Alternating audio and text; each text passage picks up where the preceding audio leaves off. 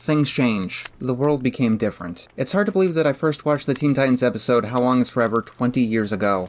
It's even harder to believe that I reviewed it for the first time 10 years ago. It was one of those rare episodes that managed to really floor me the first time that I watched it. It's an experience that I do have every now and again these days. It's bound to happen as an animation reviewer.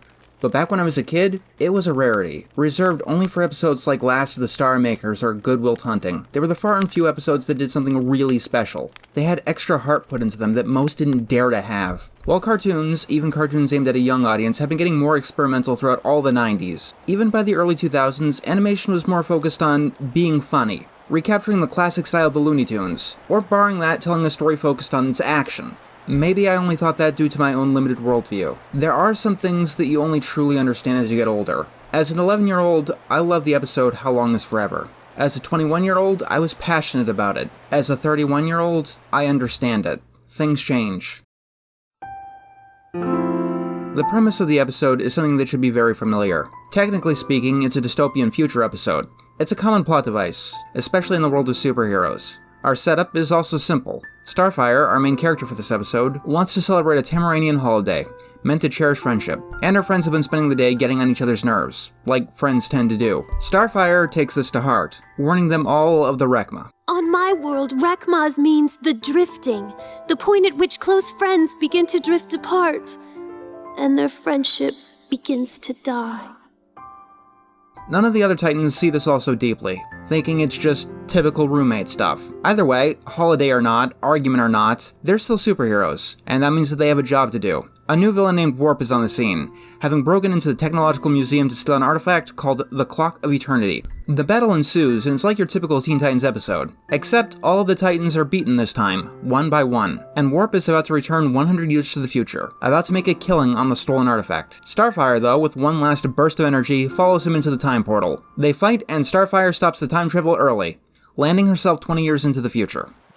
This is where the episode begins in earnest, and the majority of the plot takes place. Starfire goes to see Cyborg, Beast Boy, and Raven, and how 20 years of decay have affected each of them. The first thing she sees is the Titan's tower in disrepair.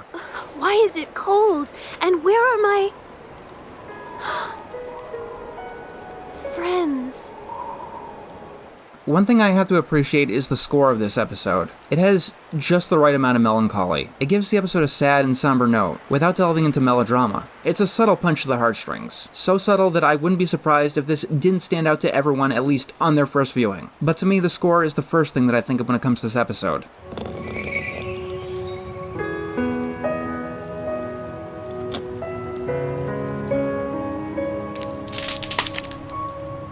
Honestly, I wouldn't be surprised if there was some inspiration from some of Ghibli's work with this episode. Little to no dialogue, just letting the scene play out as the character is lost in some kind of thoughts. All three of the reunion scenes are heart-wrenching in their own way, especially if you've had certain life experiences.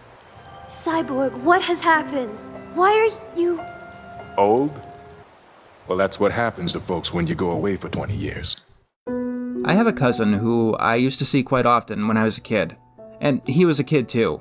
But he was much younger than myself, and then life happened, and I hadn't seen him for quite some time. I did get to see him more recently, and he had grown up, with a job and everything. I had known that he had done so, but it was just something in the back of my mind. You don't really make those connections until you see it firsthand. In the back of your mind, it was just last week. It was just last month. It was just last year. What's the difference between 1 year and 2? What's the difference between 9 years and 10? The Titans are history, Star. Your friends aren't friends anymore. Things change. People change. With or without you. Beast Boy and Raven aren't much better off. Beast Boy couldn't cut it as a solo hero, and resides in a freak show. Meanwhile, Raven had completely broken. Please, Raven, Just another figment. Don't even look. I am here because... Never coming back. Go away!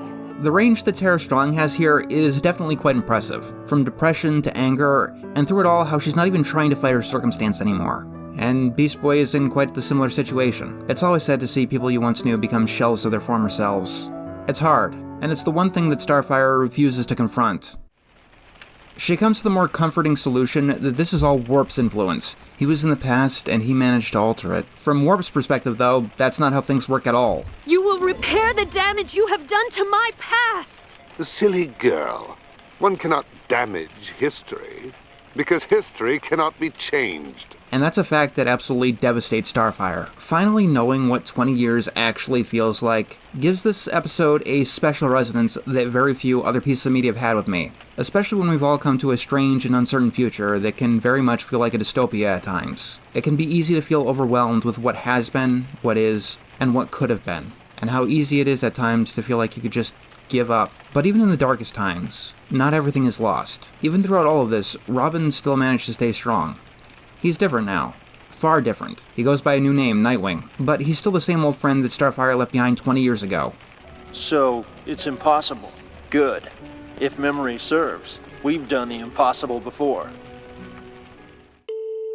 Robin calls the Titans together to help Starfire return to the past. Even with how far they've fallen and how much they've been beaten back by life, they still do manage to come together in the end. Even if this entire timeline is an illusion or not meant to be, it's still a satisfying ending, and it proves that whatever did happen, even here, can be overcome. Like the battle 20 years ago, Warp still proves to be a difficult foe. He's clever and will use underhanded tactics, but the Titans do manage to come together and finally defeat him. And in the end, Cyborg manages to redirect the wormhole to send Starfire home. Please, must this really be our future? Is there nothing I can do to change it? They don't have time to explain in the future, but the answer is given in the clock. Starfire is sent back with it, the clock that was destined to be stolen. History said it disappeared, but history was wrong. We can't change history. We can't change what we did or what we didn't do. We can't change what happened to us. That is set in stone.